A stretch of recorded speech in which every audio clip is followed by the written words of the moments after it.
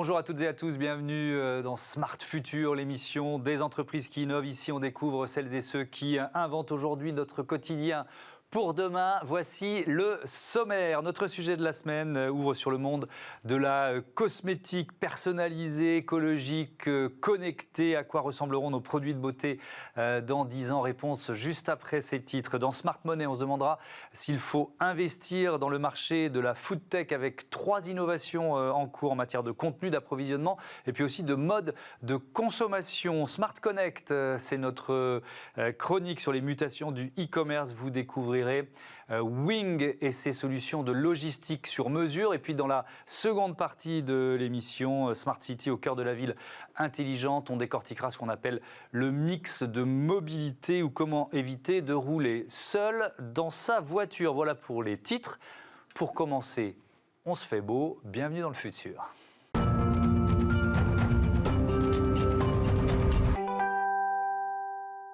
Les cosmétiques de demain, c'est ce que l'on découvre tout de suite avec mes invités. Vincent Gallon, bonjour. Bonjour. Bienvenue, vous êtes Managing Editor chez Premium Beauty. Et puis avec nous, en visioconférence, Pascale Mora, bonjour. Directrice communication scientifique de L'Oréal, bienvenue, vous m'entendez bien ? Oui, très bien, merci beaucoup. La liaison est bonne, c'est parfait. Une question générale pour commencer, je commence avec vous Vincent Gallon.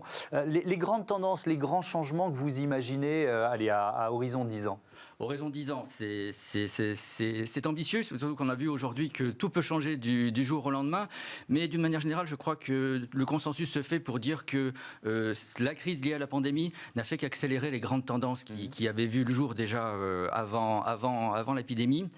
À savoir, si on se place sur le plan vraiment des macro-tendances, un poids considérable et croissant de l'Asie sur le marché mondial des cosmétiques, l'importance de l'urbanisation dans le style de vie des populations et donc dans le choix, dans les attentes, notamment dans des produits de lutte contre la pollution, de protection contre la lumière des écrans, la fameuse lumière bleue qui émerge beaucoup, et puis un vieillissement et un soin croissant, une attention croissante également à l'environnement. Ce sont les grandes tendances qui vont faire bouger ce marché, qui vont le faire se transformer pour l'avenir. Ouais. Pascale Mora, j'imagine que vous aussi, vous vous projetez dans cet avenir avec un département recherche, innovation qui pèse quoi d'ailleurs chez L'Oréal? Un département recherche et innovation qui aujourd'hui représente près de 4000 chercheurs. Donc 21 centres de recherche partout dans le monde, et puis surtout des chercheurs qui vont être engagés. Et pour vous donner juste une petite idée, c'est à peu près 900 millions d'euros dépensés pour la recherche sur l'année 2020. Donc c'est plus de 3% du chiffre d'affaires du groupe. Et ce pourcentage et ce volume est en constante augmentation. Et avec quelle grande tendance, là aussi, par exemple, il y a une demande de la part des consommateurs peut-être de simplification, c'est-à-dire moins de listes de produits interminables et illisibles et peut-être un peu plus de sobriété de ce côté-là. Est-ce que ça fait partie des pistes sur lesquelles vous travaillez ? Alors en fait, il y a plusieurs pistes sur lesquelles on travaille. Ce qui est important pour nous, d'abord, c'est de remettre la science au cœur de notre démarche d'innovation. Ça a toujours été le cas. C'est vraiment dans l'ADN en fait de notre groupe, et de mettre surtout la sécurité et la performance de nos produits vraiment sur ce qui est le plus important pour nous et pour les consommateurs. Les consommateurs veulent aujourd'hui une beauté qui va être toujours plus sûre et plus respectueuse de la planète. Donc toujours plus sûr, pour nous ça fait vraiment partie de nos engagements fondateurs, donc c'est un axe évidemment de travail. Le respect de la planète est également un axe de travail et on pourra en reparler. Et l'idée ça va être de mettre au cœur de notre démarche d'innovation un principe qui est un principe très important et très important en ce moment pour les consommateurs, notamment effectivement accéléré par la pandémie, c'est la démarche de transparence. Oui, alors justement, je repose ma question sur la démarche de transparence. Est-ce qu'on ne va pas vers une vision quand même un petit peu plus minimaliste de soins, peut-être moins de matière, moins de principes actifs, des choses un peu plus simples à comprendre pour le consommateur ? Alors, l'idée n'est pas nécessairement de limiter le nombre d'ingrédients à l'intérieur de chaque produit, mais plutôt de donner une parfaite explication, de faire une explication pédagogique sur chacun de ces ingrédients.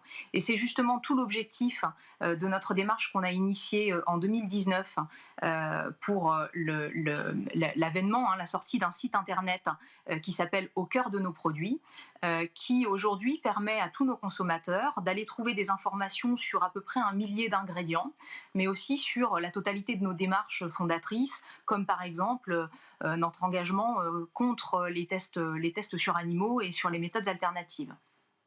Vincent Gallon, vous parliez de l'émergence, la montée en puissance du marché asiatique. Les produits doivent s'adapter à un marché de plus en plus mondialisé et à une clientèle qui va devenir plus puissante dans certaines zones du monde. Oui, il faut comprendre qu'aujourd'hui, dans un contexte où les exportations françaises de produits cosmétiques sont le second contributeur à la balance des exports français, ça représente 15,7 milliards de dollars. Ça a été en baisse pour la première fois en 2020 depuis 2009, mais c'est, espérons, un accident de parcours.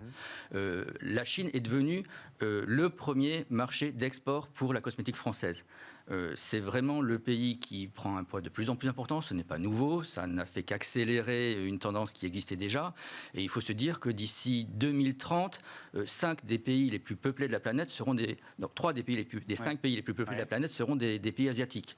Mais ça veut dire adapter les produits ? Ça veut dire adapter les produits, effectivement, à des besoins spécifiques, à des peaux qui sont différentes, à des types de cheveux qui sont différents, à des attentes et des préférences de consommateurs qui sont différents, à des références générales qui sont différentes, des modes de vie qui ne sont pas les mêmes. Ça veut dire effectivement, mais il y a longtemps que les fabricants de cosmétiques ont su le faire et ont appris à le faire, développer des gammes et des lignes spécifiques. Bien sûr, mais alors, est-ce qu'on peut pousser le raisonnement encore un peu plus loin, c'est-à-dire imaginer des produits de beauté personnalisés, en quelque sorte un peu sur mesure? Alors, c'est l'autre grande tendance, on va dire, du marché qui émerge effectivement avec l'avènement et les nouvelles possibilités qui sont offertes par le monde digital et par la sophistication des technologies. Aujourd'hui, les consommateurs, en général, ne veulent plus être considérés comme des groupes ou comme des tribus. Les identités sont fluides, elles sont changeantes et chacun veut être traité comme pour sa personnalité, pour ce qu'il est et pour ses besoins spécifiques. Aujourd'hui, on peut prendre en compte l'ADN spécifique des gens pour personnaliser les produits. Sans aller jusque-là, on peut évidemment faire des analyses de type de peau et commander en ligne directement un produit fait sur mesure avec des petites unités qui se multiplient dans les points de vente ou dans les régions pour offrir des produits faits à la demande et aux spécificités des consommateurs. Pascal Morat, est-ce que c'est possible, quand on est un géant comme L'Oréal, d'aller aussi loin dans le sur-mesure, ou est-ce que c'est finalement, pour l'instant, je dis bien pour l'instant, l'apanage des start-up du secteur ? Non, c'est aussi évidemment possible. Et puis, je pense que le point qui est important et qui a été mentionné, c'est le diagnostic. Ce qui permet effectivement d'avoir une cosmétique personnalisée, c'est d'abord la finesse du diagnostic. Et aujourd'hui, ça fait vraiment partie de nos axes de travail. C'est aussi pour ça qu'il y a quelques années, on a pu acquérir la start-up Modiface, qui est une start-up qui nous a permis de travailler sur nos diagnostics de peau personnalisés et d'intégrer en fait toute la connaissance des peaux qui émanent de L'Oréal, puisqu'on a une connaissance fine de la peau depuis plus de 100 ans, et d'intégrer en fait via ces modules d'intelligence artificielle et d'algorithmes des diagnostics qui vont être davantage poussés, qui vont intégrer à la fois une bonne compréhension de la peau, à la fois avec des éléments visuels, mais qui vont également intégrer toutes les conditions extérieures. Effectivement, le monde change, l'impact des UV est de plus en plus prégnant, l'impact de la pollution également. On a aujourd'hui la possibilité, à travers notre recherche avancée, de récupérer de la connaissance sur l'impact des UV, de la pollution, du stress, de la fatigue sur la peau. Et tout ça, on va mettre en fait tout ça dans cet algorithme, mixer les connaissances qu'on a historiquement et puis notre possibilité de capter en fait avec des images ce qui se passe à la surface de la peau, de croiser avec ce qui se passe dans l'environnement et du coup de proposer des produits qui vont être adaptés à chacun. Donc on passe finalement de la cosmétique pour tous à la cosmétique pour chacun. Oui, Vincent Gallon, quelle part l'intelligence artificielle embarquée, si j'ose dire, va jouer dans le marché des cosmétiques dans les 10 ou 15 prochaines années d'après vous? L'intelligence artificielle est au cœur de tous ces changements. On a cité la start-up effectivement rachetée par L'Oréal, Modiface. Aujourd'hui, pour analyser la peau, pour faire le tri entre les différentes typologies, les différents types de peau, de cheveux, etc., on s'appuie beaucoup sur des algorithmes, on s'appuie beaucoup sur des machines apprenantes et on doit être capable de produire des produits adaptés, capable de trier parmi les milliers d'ingrédients cosmétiques qui existent ceux qui vont être les meilleurs pour un type de peau. Alors chaque entreprise a sa solution, chaque entreprise misera sur tel ou tel aspect.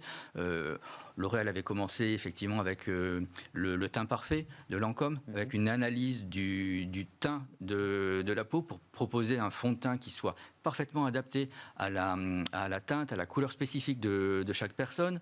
D'autres solutions existent. Alors moi je pense c'est assez connu et ça existe déjà, mais un miroir connecté qui analyse la peau et propose un tuto de maquillage, ça Qui propose un tuto de maquillage ou qui propose une formulation sur mesure en fonction de votre peau ce matin, comment elle est, éventuellement de ce que vous avez mangé la veille, du temps qu'il va faire, de la météo que vous allez, ou de l'indice de pollution auquel vous allez devoir faire face. Oui, et on développera ça dans un instant avec Olivia Hierret-Daubré. Je voudrais revenir avec vous sur la question écologique, parce qu'évidemment, c'est là aussi au cœur. Alors, on est dans les enjeux d'aujourd'hui et de demain, Pascal Morat. Comment aller vers toujours plus de naturel? Je sais que c'est évidemment un enjeu chez L'Oréal, mais vous y répondez comment concrètement? Alors, on va y répondre en fait par un ensemble de disciplines scientifiques qui nous permettent d'ouvrir la voie pour la formulation du futur. Cet ensemble de disciplines scientifiques, on les appelle les green science. C'est en fait les biotechnologies, l'agronomie, le principe de la chimie verte, et ça va nous permettre de travailler en fait à la fois la conception même de nos produits, mais également leur production pour être de plus en plus respectueux de la planète à chaque étape de l'élaboration du produit. Donc c'est vrai que pour nous, à la fois c'est une contrainte, hein, évidemment c'est un challenge au départ, hein, cet impact environnemental qu'il faut prendre en compte, mais c'est aussi de fabuleuses opportunités d'innovation. Mais quand on dit, par exemple, quand on parle de relocalisation des principes actifs, est-ce que c'est une grande phrase, très difficile à mettre en œuvre, ou est-ce que c'est là aussi un objectif pour vous, Pascal Morat? Alors, il y a plusieurs objectifs, effectivement. En fait, on parle davantage de domestication en fait, de certaines matières premières, de certaines plantes. L'idée, c'est évidemment de faire les choses de manière la plus respectueuse possible et la plus durable possible. Et c'est tout notre objectif, c'est-à-dire d'aller bien comprendre quels sont les ingrédients actifs au sein de chacune des plantes qu'on va utiliser. Pour vous donner une idée, aujourd'hui, on a déjà 2/3 de nos ingrédients qui sont d'origine végétale. Donc, il faut qu'on apprenne à gérer ces ressources-là. Et pour apprendre à les gérer, on doit les domestiquer. Donc, essayer de trouver les meilleures méthodes pour sélectionner les principes actifs à l'intérieur de ces végétaux. Et puis, de rendre ça à la fois rentable, durable, sur toute la chaîne en fait, de production, de la culture en fait, jusqu'à l'utilisation de cette matière première. Donc, c'est plutôt la domestication pour nous qui est importante. Dans le principe des green science, il y a effectivement cette part de culture dont je vous parlais, mais il y a aussi la deuxième étape qui va être plutôt l'étape de transformation et puis ensuite l'étape de formulation. Donc vous voyez qu'à chacune en fait, de ces étapes-là, on va avoir des choses importantes à mettre en œuvre d'un point de vue de l'innovation. Si on continue de se projeter dans l'avenir, Vincent Gallon, est-ce qu'on peut aussi voir se développer et prendre des parts de marché les produits hybrides, c'est-à-dire beauté et santé? Des produits qui vous font beau ou belle et qui vous soignent en même temps. Alors, je pense à l'acné, par exemple, ou à d'autres maladies de la peau. Oui, bien sûr. Il y a une vraie tendance qui est la fusion de ces besoins de santé, de beauté et de bien-être. Ça s'est évidemment accentué avec les différents confinements autour du monde, avec la crise que nous vivons actuellement. Il faut aussi prendre en compte, ce qu'on mentionnait tout à l'heure, le vieillissement important de la population qui concerne maintenant quasiment tous les continents, y compris l'Asie. Probablement dans quelques quelques années, on parlait de 2030, l'Afrique sera le seul continent jeune de la planète.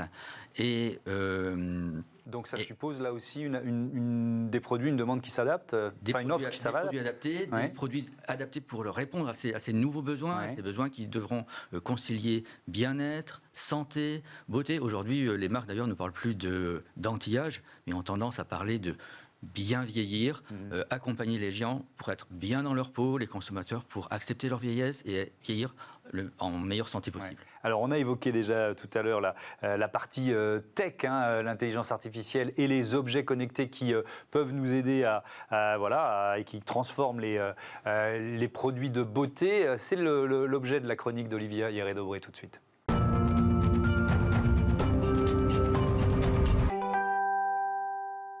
Horizon 2040, c'est le titre de la chronique d'Olivia Hierret-Dobré. Bonjour Olivia, vous nous parlez donc des dernières innovations en matière de produits de beauté pour les femmes et les hommes. Oui Thomas, et je commence, pardonnez-moi, en m'adressant aux femmes. Mesdames, il y a cette couleur que l'on a vue sur Instagram et qui ferait un magnifique rouge à lèvres, un peu comme celui que je porte.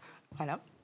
Oui, il est très bien. Oui. Donc la question, c'est comment trouver la teinte exacte, Comment c'est ça ? trouver la teinte exacte ? Eh bien, Chanel a décidé de simplifier la tâche à ses clientes en lançant cette semaine une application, le Lip Scanner. Alors, le principe est simple. Il suffit de scanner la couleur que vous aimez dans un magazine, les réseaux sociaux ou même le visage d'une amie. Et l'application vous propose les produits dont la teinte est la plus proche parmi les 400 rouges à lèvres de Chanel. Et au-delà de la couleur, l'intelligence artificielle de Lip Scanner identifie également la texture, plus ou moins mate ou brillante, un système qui est le résultat d'une collaboration entre le CX Lab et le studio maquillage de Chanel. L'algorithme qu'ils ont conçu permet d'analyser des dizaines de milliers d'images de visage et il devrait s'enrichir au fur et à mesure des nouveautés de la marque. En fait, cette application est pensée comme Shazam qui permet d'identifier une chanson avec un plus, puisque Chanel propose également aux utilisatrices d'essayer virtuellement le rouge à lèvres choisi. Grâce à un selfie, on peut donc voir le rendu sur nos lèvres. Alors justement, en parlant de selfie, et si un selfie permettait de soigner sa peau ? Oui Thomas, 7 milliards d'individus et pas 2 personnes identiques. Si c'est le cas pour notre ADN, ça l'est aussi pour notre peau. Comment alors identifier parmi toutes les crèmes disponibles celle dont notre peau a le plus besoin ? Eh bien, peut-être en s'appuyant sur la seule personne au monde dont la peau est similaire à la nôtre. Celle que l'on voit dans le reflet de notre écran, notre double numérique, autrement dit, nous en selfie. Eh bien, c'est l'idée que propose la marque française Abi. Ses créateurs ont développé une intelligence artificielle capable de scanner le visage dans ses moindres détails afin d'identifier toutes les imperfections que la cosmétique pourrait aider à améliorer. Comment ça marche ? Il vous suffit de prendre votre visage démaquillé en selfie et de le scanner via l'application Scan My Skin. Un diagnostic de votre peau est établi en quelques minutes et l'application vous propose alors un soin sur mesure livré en 48 heures et qui est même gravé à votre prénom. Merci Olivia. Dernière question, Vincent Gallon, parce que c'est un thème important. On n'a pas abordé la question des emballages, du packaging. Là aussi, il y a beaucoup de mutations, d'évolutions à venir. Il y a d'énormes mutations, évidemment, avec aujourd'hui des emballages qui prennent toutes les dimensions et toutes les formes possibles, évidemment, mais aussi, surtout, qui se veulent plus respectueux de l'environnement. Les cosmétiques, aujourd'hui, proposent des tubes, par exemple, qui contiennent du papier, en grande partie pour remplacer le plastique. On a vu des tubes maintenant dentifrice qui deviennent complètement recyclables, ce qui n'était pas le cas auparavant, grâce à des fournisseurs comme Albéa, qui fournissent une grande partie des marques du marché, ou également des start-up qui proposent des concepts complètement innovants, des pots en béton, des pots complètement recyclables, sans aucun plastique, voire biodégradable, et aussi la possibilité, c'est un concept nouveau, de louer son pot de cosmétique, de le renvoyer, et il sera re-rempli et renvoyé au consommateur. Et ben voilà pour une autre innovation. Merci beaucoup, merci Vincent Gallon, merci Pascal Mora d'avoir participé à notre débat sur les cosmétiques du futur. Tout de suite, Smart Money et on parle de la food tech.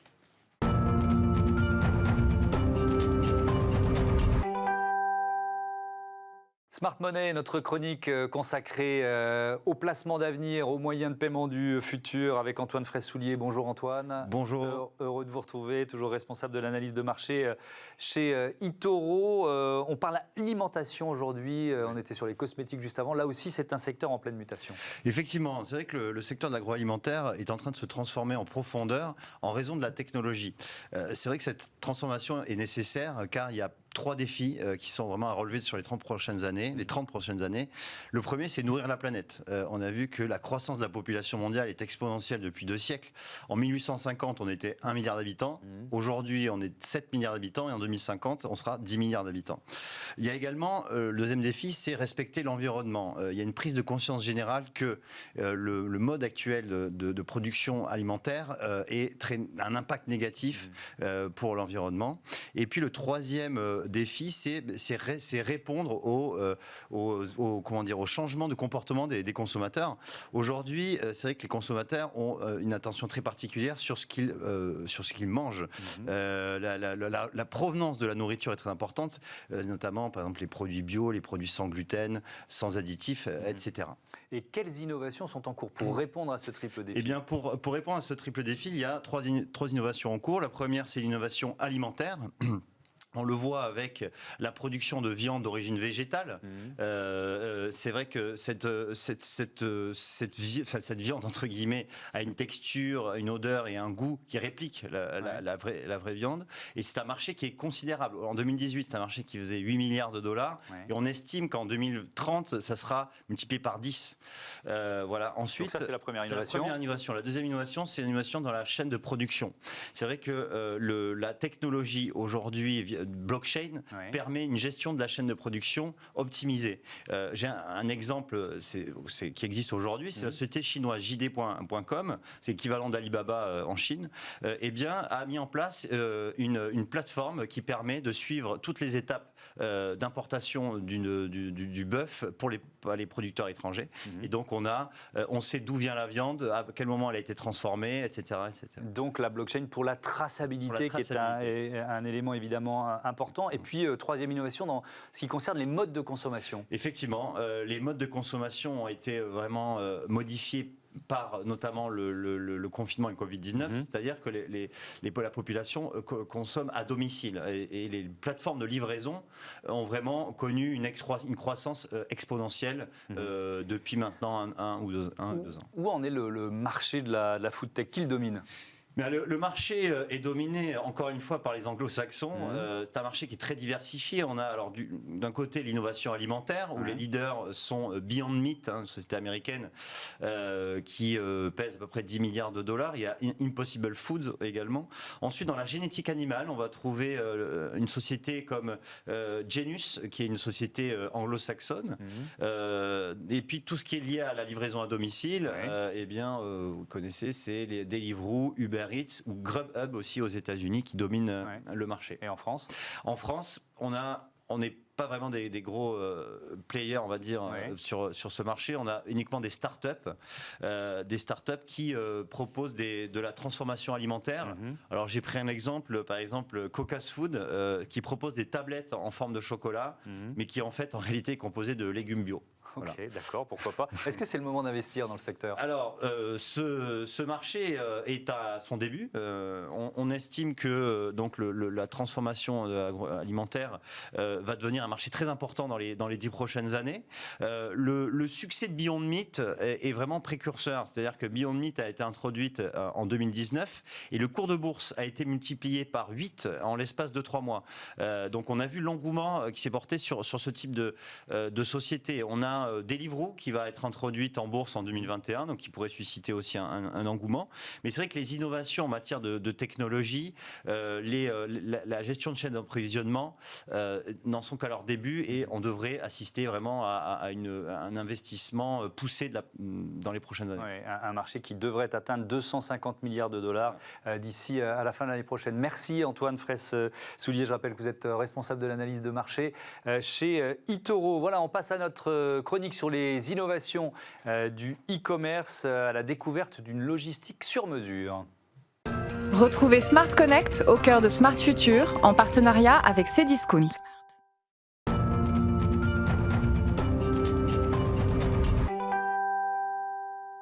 Avec Smart Connect, je vous propose chaque semaine de plonger dans les coulisses du e-commerce, la logistique au programme aujourd'hui avec Justin Brotte. Bonjour. Bonjour. Thomas. Bienvenue, vous êtes le cofondateur de Wing, 6 ans d'existence pour cette entreprise. C'est quoi votre métier ? Notre métier aujourd'hui, c'est qu'on propose une solution logistique complète où on va adresser pour un panel assez large de e-commerçants. Ça peut être du porteur de projet qui lance un projet via une plateforme de crowdfunding, ça peut être une marque de petits créateurs, ça peut être les fameuses DNVB, donc ces marques niches qui se vendent vraiment sur un secteur dédié, ou une entreprise e-commerce qui souhaite accompagner sa croissance, des services logistiques adaptés qui vont leur permettre de se dédonner complètement de la logistique. Alors, je disais en titre, logistique sur mesure. En quoi c'est sur mesure votre solution ? C'est sur mesure parce que, alors aujourd'hui, en 2015, quand on s'est créé, on a commercialisé une offre qui permettait à un e-commerçant de se dédouaner de sa logistique, oui, mais en gardant une flexibilité où on venait collecter, et d'ailleurs on le fait toujours aujourd'hui, on vient collecter les produits non emballés dans leur stock, dans leur magasin, dans l'endroit où ils vendent leurs produits, et ça leur permet de garder une totale flexibilité. Voilà. Derrière nous, après, on essaie de respecter au maximum le process d'emballage souhaité par les clients. Et pour coller au maximum à leur image. Quel service spécifique vous proposez aux commerçants ? Quelle valeur ajoutée en fait vous avez par rapport à d'éventuels concurrents ? Alors, aujourd'hui, nous, on propose 2 services. Le premier, ça va être de la collecte donc dans les stocks directement des entreprises.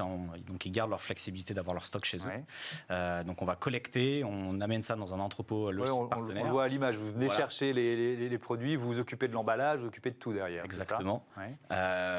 Et à l'inverse, on a notre second service qui, lui, va proposer du stockage. Donc, à ce moment-là, on a directement les stocks de nos clients et on va faire toute la préparation logistique. Et donc, en fait, nous, notre avantage, c'est qu'aujourd'hui, on arrive à connecter un peu toute cette chaîne de valeur de la logistique qui est assez complexe, où on va connecter à la fois du e-commerce, donc des solutions e-commerce, on va connecter des transporteurs, on va connecter des coursiers, on va connecter des solutions de suivi un peu plus poussées que ce que les transporteurs proposent. Alors l'émission, c'est une émission sur l'innovation. Quelle est la part de l'innovation ? Quel rôle jouent, j'imagine, vos algorithmes dans l'offre que vous proposez ? Alors, aujourd'hui, nous, la puissance de notre outil, c'est qu'on va à la fois le proposer à des e-commerçants. Donc, comme je l'ai dit, ça va être interconnecté avec un panel d'acteurs du marché. Et à l'inverse, aujourd'hui, on travaille énormément avec des partenaires. Je peux en citer 2, donc on en a un pour chaque service. Donc par exemple pour tout ce qui est collecte, emballage, expédition, aujourd'hui on exploite dans 8 villes de France avec La Poste, donc la branche courrier-colis de La Poste. Et donc on va leur permettre avec un outil de adresser une solution logistique pour nos clients. Donc ce sont des facteurs aujourd'hui qui emballent. Donc voilà, c'est un peu toute cette chaîne de valeur qui est retravaillée, où on adresse à la fois des e-commerçants, et vous analysez la data de vos clients, ça fait partie des services de Wing, non ? Non, ça ne fait pas partie de... Aujourd'hui, nous, on va travailler sur ce qu'on appelle le quality of service. Donc, on va travailler sur est-ce que tel transporteur est beaucoup plus efficace dans telle région, dans telle ville, parce que chaque transporteur a un petit peu sa on va adapter, force. Oui, et, voilà. et vous allez adapter la livraison, notamment du dernier kilomètre, vraiment à l'espace et au lieu où le livre. Exactement, on va choisir un mode en fonction de ce que souhaite le client final, enfin le consommateur. Le choix de départ, c'est le consommateur qui choisit un mode de livraison. Est-ce que je veux me faire livrer par un coursier ? Est-ce que je veux une livraison 24 heures ? Est-ce que je veux une livraison en point relais, etc. Et en fonction de ça, en fonction de est-ce que notre client e-commerçant lui souhaite proposer de l'assurance, de la remise contre signature, etc. Et bien en fonction de toutes ces demandes-là et tous ces paramètres, en fonction de la zone géographique de livraison, en fonction de, enfin voilà, il y a des milliers de critères. Voilà, il y a des milliers de critères. On va choisir un mode de transport adapté. Merci Justin Brotte. À bientôt sur Bismart. On marque une petite pause et puis on se retrouve pour Smart City. La ville du futur est intelligente et on va parler de mix de mobilité notamment.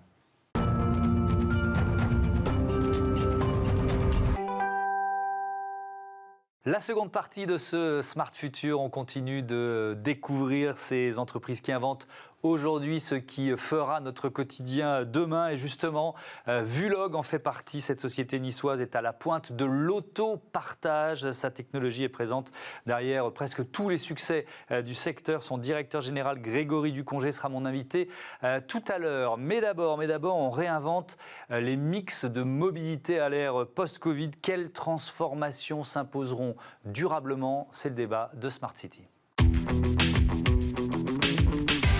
Réinventons la mobilité de demain dans Smart City avec SEAT.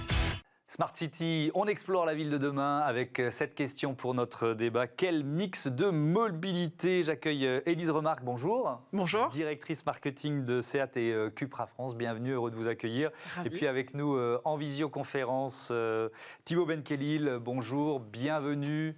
Vous êtes expert des enjeux de la réduction de l'empreinte carbone chez Greenflex. On peut peut-être commencer par une définition. Qu'est-ce qu'on emploie quand on dit mix de mobilité? Élise Remarque, c'est quoi pour vous? Ça veut dire quoi? Alors la mobilité, c'est un sujet qui est très en vogue en ce moment. On l'entend sur toutes les chaînes de télé, sur tous les sujets digitaux et dans toutes les bouches, notamment dans la presse. La mobilité, en fait, c'est tout simplement comment on se déplace dans le quotidien et comment on se déplace en fonction des moyens de mobilité et des services de mobilité qui existent. Et le mix de mobilité, c'est un sujet qui est extrêmement vaste puisqu'on va parler de différents moyens pour se déplacer, qu'ils soient effectivement sur des moyens à 2, 3, 4 roues ou plus, sur des chemins de fer ou sur les routes, et effectivement avec tous les services associés, donc un sujet très vaste. Et quand on est un géant de l'automobile comme SEAT, enfin comme le groupe Volkswagen, on va parler de SEAT ici, vous êtes en quelque sorte tenu, enfin c'est se positionner sur le mix de mobilité, c'était une évidence. C'est une évidence. Alors, SEAT est en train de se réinventer par rapport à ça, puisqu'effectivement, historiquement, on est un constructeur automobile. Comme tous les groupes du secteur, effectivement, on produit des voitures sur des chaînes avec une industrie qui est assez implantée. Notre révolution, et ce qu'on est en train de travailler, en tout cas à l'échelle de la marque SEAT pour l'instant, c'est comment est-ce qu'on passe du paradigme de constructeur auto à fournisseur de mobilité. Et ça, c'est une révolution qui est passionnante parce que ça signifie travailler sur des produits, sur des services, sur des promesses pour pouvoir changer les choses, toujours en pensant effectivement aux vrais besoins du client, puisque derrière, ce qu'on attend surtout, c'est d'apporter une vraie solution de mobilité à la consommation d'aujourd'hui et qui, comme on le voit tous les jours, est en train de bien évoluer. Oui, en train d'évoluer. D'ailleurs, pour une seule personne, on peut évidemment utiliser tous les aspects de ce mix de mobilité. On y reviendra. Thibaut Benkelil, le mix de mobilité, alors on est dans Smart City, donc on part peut-être plus du modèle urbain, mais le mix de mobilité, c'est peut-être pas exactement la même idée quand on est en ville ou à la campagne, non ? Alors, ce n'est pas effectivement la même idée, on ne peut pas faire la même chose pour des raisons évidentes. Néanmoins, on observe des changements de mobilité qui sont partout, et dans ce qu'on a pu observer en 2020, avec les contraintes sanitaires que nous avons tous subies, il y a eu des changements clairement en ville, mais il y a aussi eu du changement à la campagne. On a eu une explosion de l'usage du vélo dans le monde rural de plus 16% qui a été par exemple constatée. Si on se recentre sur la ville et la mobilité, c'est beaucoup d'enjeux qui vont être autour de la pollution locale, des particules, des oxydes d'azote. C'est des enjeux bien sûr de changement climatique où la mobilité, c'est un tiers aujourd'hui de nos gaz à effet de serre et la mobilité doit contribuer à la neutralité carbone.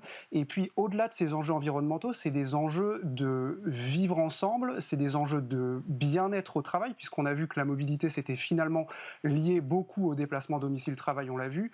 Et donc c'est une question d'équilibre à trouver entre nouveaux services, nouveaux usages, effectivement, je partage tout à fait ce qui a été dit, et puis même des enjeux de démobilité dans la mesure où il y a eu une explosion l'année dernière de télétravail, de visioconférence. Et la question principale en ville, c'est comment on partage finalement l'espace urbain entre un monde effectivement qui était un monde tout voiture d'une certaine façon, avec un monde qui est en train d'évoluer avec les fameuses coronapistes qu'on a pu voir en 2020, et comment, dans un contexte où la réglementation évolue, où les pratiques évoluent et où on ne reviendra pas exactement à avant la crise sanitaire, comment tout le monde se fait une place et comment on fait finalement de tout ce sujet une force et de l'innovation finalement pour pas mal d'acteurs. Mais c'est un enjeu majeur. Vous parliez des coronapistes pistes, Thibault. C'est vrai qu'elles étaient censées être là pour quelques semaines ou quelques mois, et puis manifestement, et peut-être heureusement d'ailleurs, elles sont là pour durer. Sauf que l'espace urbain n'est pas forcément adapté à ces coronapistes. Donc ça suppose quand même des investissements du long terme pour mettre en place ce mix de mobilité, Thibault. Alors, ça suppose effectivement du long terme et on va vers un début finalement de planification d'un certain nombre d'investissements au niveau des territoires, au niveau de l'État. Et c'est la fameuse loi LOM qui, coïncidence bien sûr, est arrivée au même moment finalement que la crise sanitaire. La loi LOM, qu'est-ce qu'elle dit ? Elle parle de transformations qui vont être très importantes dans la façon de gérer la mobilité en entreprise et dans la façon de planifier des investissements pour l'espace urbain notamment. Ça pose clairement des enjeux de sécurité, de développement de nouveaux modes et la loi LOM, par exemple, veut que toute flotte automobile d'entreprise, par exemple, se fixe des objectifs avec des véhicules qui vont être zéro émission à l'usage. Je précise à l'usage parce que c'est important. Quand on parle de ces véhicules zéro émission, il faut voir qu'on a un objectif d'aller en 2040 en France vers l'interdiction de vente de voitures qui fonctionnent avec de l'essence ou du diesel et même des hybrides et des hybrides rechargeables. Donc la question qui se pose, c'est comment on accompagne les entreprises, les particuliers dans cette transition, que ce soit dans l'achat d'autres voitures et même d'aller vers d'autres types de véhicules. La LOM, loi d'orientation des mobilités, effectivement. Et Élise remarque ce virage vers l'électrique, tous les constructeurs automobiles le prennent. SEAT aussi, avec une gamme qui est en train de changer, c'est ça ? Complètement. La révolution électrique, on a les deux pieds dedans. Ouais. Ça, je confirme à l'échelle de tous les constructeurs. Chez SEAT, effectivement, on a commencé à prendre le tournant l'année dernière en lançant un petit véhicule super urbain avec la Mi électrique, qui est une micro-citadine toute électrique qui circule déjà sur les routes. On est en train d'électrifier notre gamme avec d'ores et déjà 3 modèles hybrides rechargeables pour la marque SEAT et 3 modèles également pour la marque Cupra, sur des véhicules effectivement hybrides rechargeables, donc qui combinent l'essence et la batterie pour avoir une autonomie de 50 à 60 km en pur électrique. Et puis on a aussi des énergies alternatives, puisqu'on a aussi des véhicules par exemple au GNV, au gaz naturel pour véhicules, qui permettent d'apporter une hybridation un petit peu différente. Et on a aussi toute une gamme de micro-mobilité, toute électrique, qui permet de répondre à des besoins ça, on va en parler. Sur lesquels effectivement on évoquera tout à l'heure. Oui, on va en parler parce que ça peut sembler étonnant de voir SEAT sur le marché de la trottinette ou du scooter électrique. Mais je voudrais rester sur cette date 2040. C'est vrai que dans cette émission, on a une chronique qui s'appelle Horizon 2040. On se projette souvent comme ça à 20 ans. Ça suppose quoi en termes de transformation de l'outil industriel, de se dire on bascule à l'électrique parce que de toute façon, on n'a pas le choix. C'est énorme. Pour être très simple. Oui. C'est colossal puisque c'est une vraie révolution de notre façon de faire. Pendant des décennies, on a construit des véhicules essence, des véhicules diesel, qui étaient effectivement les carburants traditionnels qui animaient ce marché-là et l'automobile et qui faisaient avancer les voitures, les camions et autres types d'engins, puisqu'il y avait aussi des avions et tout un tas de véhicules. Et c'est vrai que là, on est en train de changer complètement de paradigme, puisqu'on sait qu'on ne va plus avoir de pétrole. Donc à un moment donné, il faut passer à autre chose. On sait qu'il y a une nécessité environnementale sur laquelle, évidemment, tous les constructeurs veulent s'engager. Donc la nécessité, elle est là. Maintenant, la question, c'est comment est-ce qu'on adapte l'outil industriel ? Ça peut aller finalement relativement vite. En 5 ou 10 ans, on peut adapter un outil industriel aux nécessités. La vraie question, c'est où est-ce qu'on va trouver les matériaux, les terres rares pour construire les batteries, le recyclage de tous ces éléments-là, parce que ça prend aussi un petit peu de temps. Il y a toute la législation qui va autour. Il y a l'infrastructure de recharge qui accompagne forcément ce changement, puisqu'il faut avoir les bornes pour recharger les véhicules, etc. Et donc, c'est vrai que c'est une transition qui va prendre un petit peu de temps pour adapter l'ensemble du contexte. C'est les constructeurs, bien sûr, c'est les fournisseurs, bien sûr, c'est les produits de base et c'est toutes les infrastructures et la législation qui vont autour. Oui, et puis quand on parle de mix de mobilité, il y a aussi la question du mix énergétique, c'est-à-dire que tout miser sur l'électrique, c'est risqué aussi à terme, parce que la question de l'électrification massive de nos villes, ça va être un enjeu majeur des 10-20 prochaines années. Donc vous jouez sur l'électrique, mais aussi sur d'autres sources d'énergie ? Tout à fait. Vous ne faites pas basculer la totalité de votre offre sur l'électrique ? Tout à fait. En fait, on croit à une transition chez SEAT qui soit effectivement multi-énergie, puisqu'on est bien conscient que l'électrique est une tendance de fond qui va s'accélérer. Pour l'instant, on a l'impression que l'infrastructure globale n'est pas encore totalement prête à supporter une flotte 100% électrique sur le marché français. Alors, en France, on a la chance d'avoir quelque part une énergie produite par le nucléaire qui est en quantité a priori suffisante et sur un circuit qui n'est pas complètement négatif, comme par exemple le charbon qui peut produire de l'énergie sur C'est une énergie décarbonée, le nucléaire. Tout le monde est d'accord là-dessus. Il y a d'autres soucis sur les déchets. Il y a d'autres soucis, mais effectivement, elle est décarbonée de ce côté-là. Ça nous donne un petit avantage. Il n'empêche qu'aujourd'hui, on n'a pas les infrastructures nécessaires pour pouvoir fournir toute une flotte de véhicules. On vend à peu près 2 millions de véhicules par an neufs sur le marché français. Si on en vend 2 millions tous les ans en full électrique d'ici à 2025, aujourd'hui, l'infrastructure n'est pas en capacité de s'adapter. Par contre, effectivement, à très court terme, il y a des choses qu'on peut faire. Avec effectivement du GPL, ça existe chez certains de nos concurrents. Avec du GNV, effectivement, chez nous, le biogaz est effectivement une énergie qui peut être totalement green, puisque c'est aussi un des sujets. Il y a effectivement ces intermédiaires que sont les hybridations, notamment sur les hybrides rechargeables électriques aujourd'hui, qui sont effectivement une alternative intéressante, puisque un consommateur français fait à peu près 50 km de trajet moyen dans sa journée. Un hybride rechargeable couvre ces 50 km d'autonomie, donc on peut rouler au quotidien avec un véhicule électrique, mais pour partir en vacances, on a cette capacité à avoir malgré tout cette énergie classique du thermique, donc de l'essence, qui va nous permettre de faire 500 ou 600 km de plus. Donc effectivement, il y a certainement une transition qui va se faire avec des énergies alternatives, donc sur effectivement des hybridations diverses, et peut-être encore, malheureusement, pour un certain temps, sur des technologies classiques, puisque l'essence et le diesel, pour certains gros rouleurs, par exemple en flotte, restent une alternative à court terme. Oui. Et Thibaut Benkilil, il y a aussi la question de l'hydrogène. Il y a une filière hydrogène à construire en France. C'est l'un des objectifs affichés par le gouvernement. Vous êtes d'accord sur cette idée d'un mix énergétique aussi ? Alors le mix énergétique, il doit d'une certaine façon dépendre de l'usage. La voiture électrique aujourd'hui, c'est pas vraiment ce qu'on connaissait il y a 10 ans. Il y a des progrès qui sont certains en termes d'autonomie, puisqu'on va sur des autonomies qui dépassent 250, 300, voire 400 km, ce qui permet quand même dans le cadre professionnel, pour des chargés d'affaires par exemple qui ont beaucoup de déplacements à faire, c'est entendable finalement de faire plusieurs centaines de kilomètres par jour avec un véhicule électrique et de le recharger la nuit en recharge lente par exemple pendant 8 heures. C'est un modèle qui peut fonctionner. Maintenant, effectivement, pour aller vers plus d'autonomie, il faudra peut-être aller vers l'hydrogène.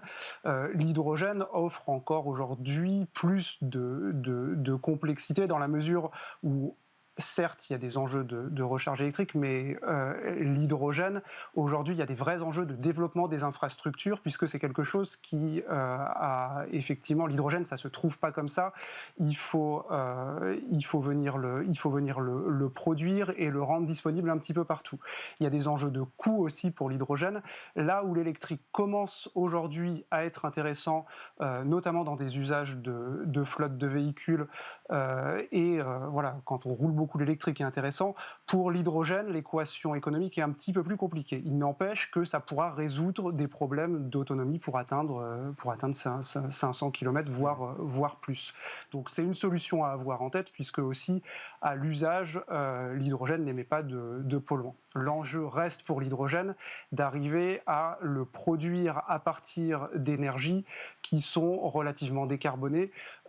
Et donc, comment on arrive à développer ces filières-là pour ne pas finalement retomber dans un hydrogène qui est fait à partir d'énergie fossile. C'est vraiment l'enjeu aujourd'hui de cette filière. Ce serait absurde.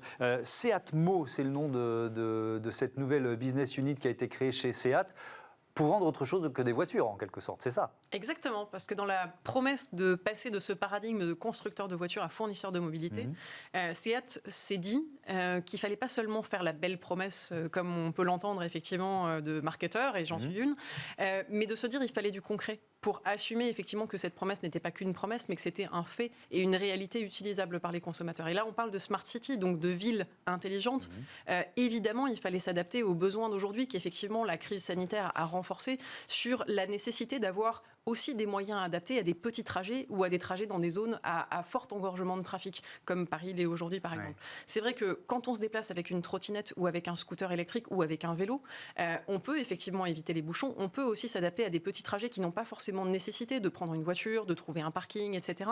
Et très honnêtement, pour moi qui viens de l'extérieur de Paris, pour venir aujourd'hui à l'intérieur de Paris, c'est très pratique pour moi de pouvoir garer ma voiture à l'extérieur, de prendre ma trottinette ou mon scooter et de venir effectivement à l'intérieur de Paris avec ces moyens de micromobilité. Et Seatmo, c'est exactement la promesse que cette entité veut promettre, c'est dire on propose une gamme de micromobilité inclus dans la gamme des produits de mobilité de Seat, avec aujourd'hui 2 trottinettes et un scooter dans les toutes prochaines Oui, c'est ça, les trottinettes elles sont déjà disponibles et le scooter va arriver sur le marché français dans les toutes prochaines semaines. Oui. C'est l'équivalent d'un scooter 125, pour ceux qui connaissent un peu plus le thermique. C'est un marché qui est en train de naître sur le marché français, avec, à mon sens, un vrai potentiel, parce qu'il y a une vraie attente des consommateurs sur ce type de produits qui ont effectivement plus d'autonomie qu'une trottinette et qui permettent des trajets de, effectivement, 50-100 km en autonomie, puisque le scooter aura un peu plus de 100 km d'autonomie.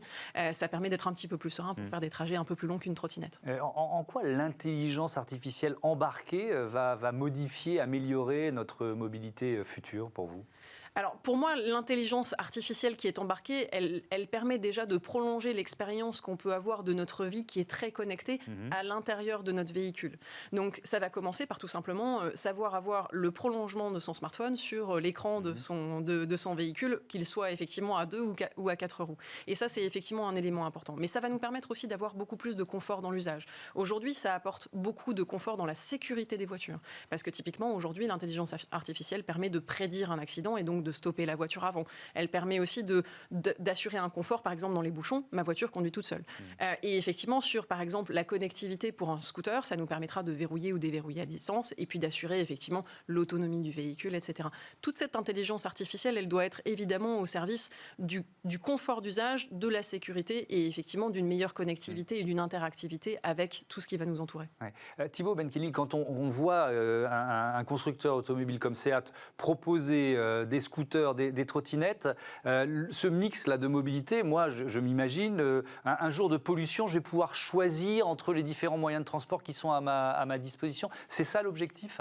Je vais pouvoir choisir, je ne suis pas obligé de posséder une grosse voiture au quotidien et d'aller m'engorger dans des bouchons interminables, mais plutôt avoir un véhicule qui va être citadin, qui va être plus léger et se poser la question, qu'est-ce que je peux avoir comme service de mobilité pour partir en vacances derrière sans me retrouver bloqué avec un certain nombre de contraintes.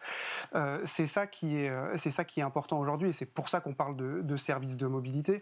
L'importance du numérique est aussi là pour favoriser tout ce qui va être multimodalité. Et c'est à la fois important dans la sphère personnelle de chacun, c'était l'exemple que je donnais, mais également dans la sphère professionnelle. Le déplacement professionnel, le déplacement domicile-travail, finalement, les entreprises s'emparent aujourd'hui d'un vrai sujet d'innovation qui est plus vu comme une contrainte. On le constate aujourd'hui chez Greenflex. Greenflex, on est finalement un partenaire clé dans la transition environnementale, sociétale et énergétique des organisations. Et on le constate au quotidien avec des gestionnaires de flotte, avec des responsables en entreprise qui veulent aller vers toutes ces sources d'innovation, créer de l'émulation, en faire un critère de différenciation pour leurs employés. Et aujourd'hui, les entreprises développent par exemple des plans vélo, des solutions d'autopartage et de covoiturage qui fonctionnent et qui n'ont pas les mêmes désavantages qu'on pouvait avoir il y a 10 ans. Donc on a une vraie évolution et on a une vraie attente aussi des salariés sur le sujet, qui sont en attente de solutions sur des enjeux d'équilibre travail-vie personnelle et de solutions de mobilité. Donc ça bouge tout ça et ça permet finalement à des acteurs comme Seat aussi de se positionner sur d'autres métiers et de participer à l'émergence de nouvelles filières. Quand on voit que les véhicules de taille intermédiaire dont il était question là émergent, c'est finalement des nouvelles filières une source d'innovation intéressante. Alors, on va parler d'autopartage tout à l'heure avec le patron de Vulog, mais je vous pose quand même la question, Thibaut, parce que ça, c'est aussi un élément, nos autoroutes ou même nos périphériques de demain, il y aura une voie réservée au covoiturage, à l'autopartage ? Oui, tout à fait. On peut tout à fait imaginer ça pour des enjeux de pollution, pour des enjeux d'engorgement, et puis pour favoriser. En fait, on l'a vu dans certains pays comme la Norvège. La Norvège, il faut voir aujourd'hui, elle interdira les véhicules thermiques en 2025. Elle en est à 70% de vente de véhicules électriques. C'est colossal. Et finalement, cet électrique s'est développé en Norvège parce qu'il y avait, au-delà de l'équation économique, tous ces avantages. Et finalement, toutes ces mobilités alternatives, arrive, il faut qu'on soit capable de façon concrète de montrer à l'utilisateur, au-delà des problématiques économiques, qu'est-ce qu'il va y gagner, quelle facilité il peut avoir en termes de mobilité. On peut parler de stationnement, on peut parler de facilité à bouger en ville ou ailleurs, tout à fait.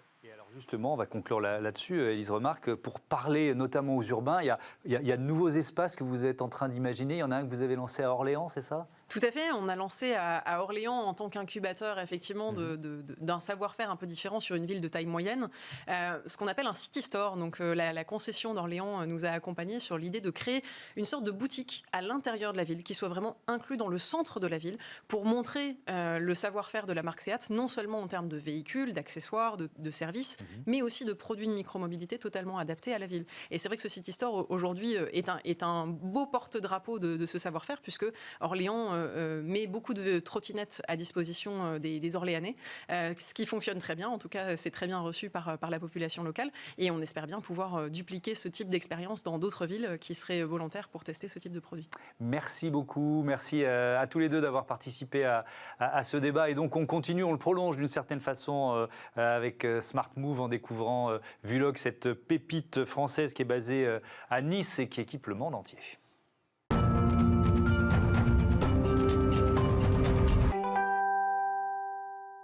Smart Move, la chronique des nouvelles mobilités avec cette semaine un zoom sur une entreprise qui innove et avec Vulog, on est servi. Vulog, leader mondial des technologies de mobilité partagée. Bonjour Grégory Ducongé, bienvenue. Bonjour. Vous êtes le directeur général de Vulog, champion de l'autopartage. Votre technologie, elle s'est diffusée un peu partout dans le monde ? Oui, effectivement, aujourd'hui, nous sommes présents dans un nombre assez important de pays dans le monde. En Europe, évidemment, Nord-Amérique, mais également en Asie et en Amérique du Sud. Ouais. Et ça démarre d'une pépite, d'une entreprise dont le siège social est à Nice. Racontez-nous l'histoire en quelques mots. Alors, Vulog est né effectivement à Nice, donc en 2006, donc ça fait déjà presque 15 ans maintenant. Pendant 10 ans, l'entreprise a développé une technologie qui était particulièrement innovante, mais le marché n'était pas encore là. Ouais. À partir de 2016, le marché de l'autopartage a commencé à devenir plus conséquent. Et c'est à ce moment-là où l'entreprise a véritablement décollé. Aujourd'hui, on a une entreprise d'une centaine de personnes, dont le siège social est effectivement à Nice, mais avec des bureaux un peu partout dans le monde. Avec donc cette technologie, l'émission s'appelle Smart Future, on est vraiment l'émission de l'innovation. Qu'est-ce qu'elle a de particulier, cette technologie ? Alors, ce qu'il faut savoir, c'est que l'autopartage, pour qu'il soit adopté par les usagers, il faut que la technologie soit d'une fluidité extrême pour l'utilisateur final. Ouais. Donc, notre vraie valeur ajoutée, elle porte sur l'expérience utilisateur, qui est extrêmement fluide, mais pas que. On travaille énormément également sur tous les outils qui permettra à l'opérateur ensuite de devenir rentable, puisque c'est un point qui est extrêmement important. L'autopartage est assez souvent connu pour ne pas être rentable. Or, nous, on s'efforce de travailler sur tous les outils qui vont permettre d'optimiser la flotte. Donc, on utilise beaucoup de ce qu'on appelle intelligence artificielle notamment. Ouais. Pour optimiser la flotte et faire en sorte que les véhicules soient positionnés au bon endroit. Avec une gestion prédictive de la demande, ça veut dire quoi ça concrètement ? Aujourd'hui, on est capable de savoir à peu près où va se trouver la demande dans l'heure qui vient. Donc grâce à ça, on est capable d'aider les opérateurs à faire en sorte de positionner les véhicules au bon endroit ou jouer sur les prix pour faire en sorte que ce soit les utilisateurs eux-mêmes qui repositionnent les véhicules au bon endroit. Et ça, cette gestion prédictive, vous y arrivez comment ? C'est les datas que vous récupérez, analysez. C'est quoi l'outil qui vous permet d'être à ce degré de finesse ? Alors ça repose beaucoup sur l'intelligence humaine. Donc on a une équipe on a une équipe de data scientists qui travaille énormément là-dessus. Donc on se repose sur les datas qui viennent des services qui tournent dans les différentes villes du monde, auxquels on rajoute des éléments externes, notamment la météo, qui a un impact conséquent sur l'usage de ce type de service. Oui, bien sûr. Vous avez annoncé il y a un mois une importante levée de fonds, 26 millions d'euros. Ça vous offre quelles perspectives nouvelles, ça ? Ça va clairement nous aider à continuer à développer nos solutions, à accélérer. Je pense qu'aujourd'hui, l'autopartage n'en est qu'à ses prémices. Face à la crise climatique qu'on connaît tous, l'autopartage va devenir une des solutions. On se rend compte qu'il y a une véritable prise de conscience à la fois chez les citoyens, chez les villes, pour changer les choses. Donc la mobilité va changer dans les prochaines années et on se positionne véritablement comme le fournisseur technologique qui va permettre d'accélérer ce mouvement vers l'autopartage. Ça veut dire que pour rester au sommet mondial, forcément, il faut continuer d'innover. Oui, c'est une partie importante de vos investissements, ça? On a à peu près la moitié des effectifs qui travaillent sur l'innovation. D'accord. Et alors, en général, les innovations, on ne les révèle pas avant qu'elles soient sorties, mais vous avez quoi dans vos tiroirs? C'est vrai qu'historiquement, la société a été très focalisée sur l'autopartage. Depuis 2 ans, on a élargi énormément notre portfolio de services pour ne plus uniquement offrir de l'autopartage, mais offrir des solutions qui permettent aux gens de véritablement se passer de leur véhicule personnel. Donc ça va de la micromobilité, donc la trottinette, les scooters, etc., jusqu'à la location au mois, un peu à la Netflix, qu'on appelle communément subscription.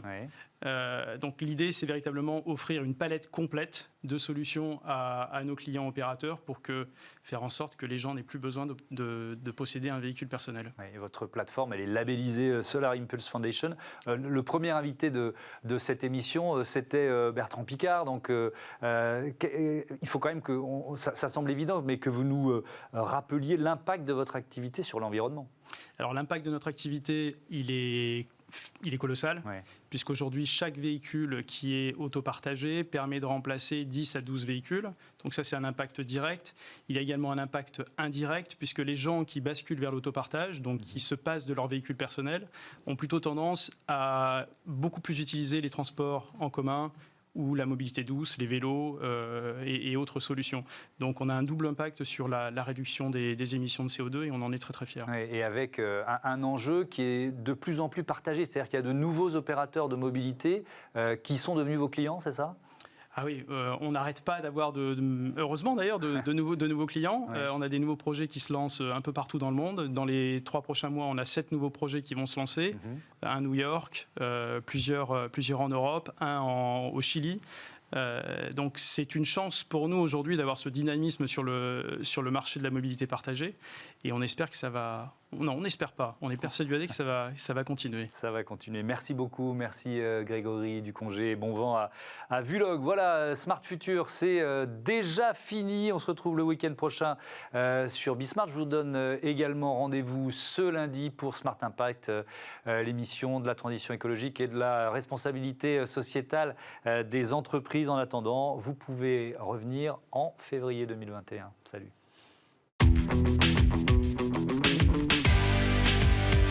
Ce programme vous a été présenté par SEAT.